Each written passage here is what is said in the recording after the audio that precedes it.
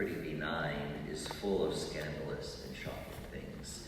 First, a woman who is known to be a sinner, code word for prostitute probably, enters the home of a Pharisee and kind of interrupts a men-only dinner.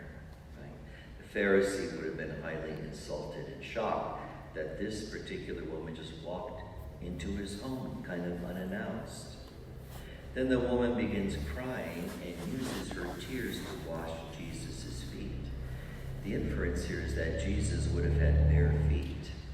And for a man to bare his feet to a woman's touch is a sign of his vulnerability, a sign of intimacy, really. Then she lets down her hair to wipe his feet. Again, for a woman to let her hair down in front of a gathering of men would have been scandalous, a sign of sorrow and shame. She's also kissing Jesus' feet, which have been would have been pretty unacceptable in that particular setting. Yet in spite of all of this kind of shocking behavior, Jesus does nothing to stop her. He accepts her demonstration of love. And when the others begin questioning all of this in their minds, he shares with them a parable which reveals the reason the woman is doing what she is doing. She was a sinner, but she knew where to find forgiveness.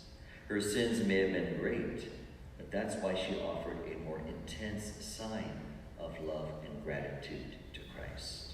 As Jesus says, when a great debt is forgiven, then great love is shown.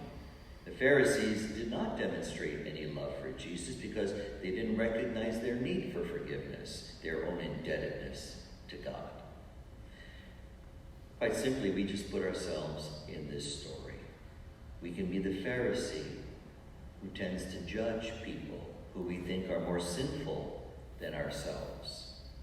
We can be the Pharisee unwilling to believe that some people's sins can actually be forgiven. We may be the Pharisee when we find ourselves more intent on following the letter of the law as opposed to the spirit of the law. We can also put ourselves in the position of the woman. Do we recognize our own sins?